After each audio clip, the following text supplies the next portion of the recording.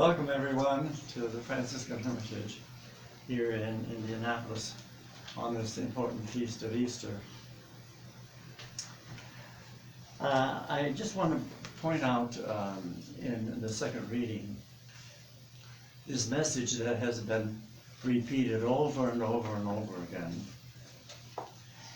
If you want to be able to live, then you've got to get your concentration in the direction of the spirit dimension of our lives. Human beings are physical and spiritual, but the physical is going to fall apart and disappear, but the spirit lives on forever. That's where full living happens in the spirit world, and that's what Paul was telling the Christians.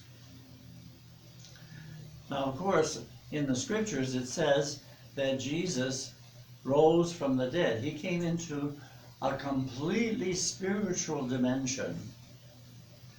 And even the scientists are telling us that when a person dies, they don't go anywhere. They simply are one with the spirit dimension. And in the spirit dimension, there is neither time nor space. So it's hard for us to conceive what that's like. But we do know from the experience of Scripture that from that spiritual dimension, that person can appear anywhere. And so we have these examples of the women at the tomb recognizing that Jesus has risen. Okay, he's gone from this dimension to another. But the apostles were actually seeing him, and some of those stories are going to be told as we go through the Easter season. But I took time today to go into the internet to look at near-death experiences. And you know, these are people who have died and have gone into the spiritual dimension. And these are the people who tell us how euphorious this experience is. It's completely undescribable.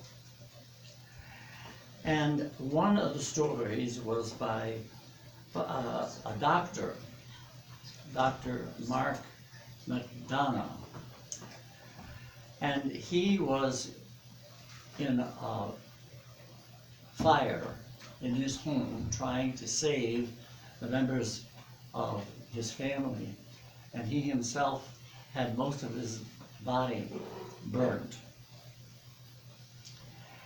And when he was in this excruciating pain, he prayed that Jesus would take him.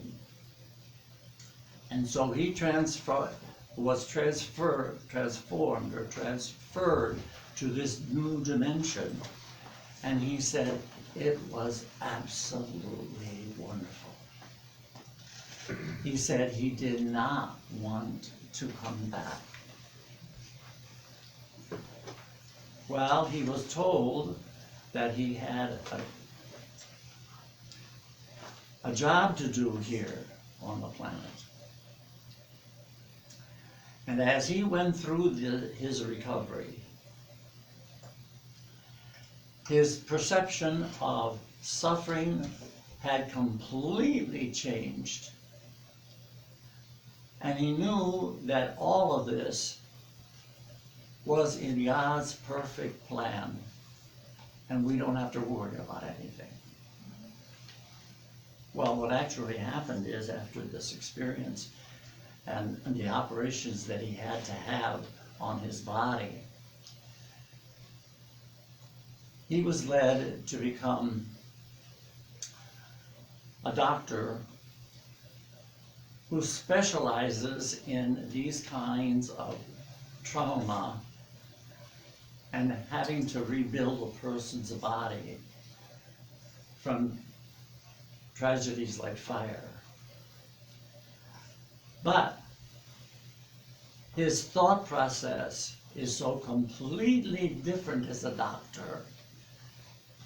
And he saw that the experience he had was given to him so he could appreciate and really understand where his patients were.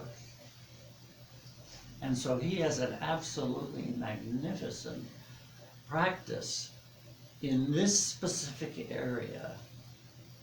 But he is so good because he went through this transformative experience, and he still lives in that approach.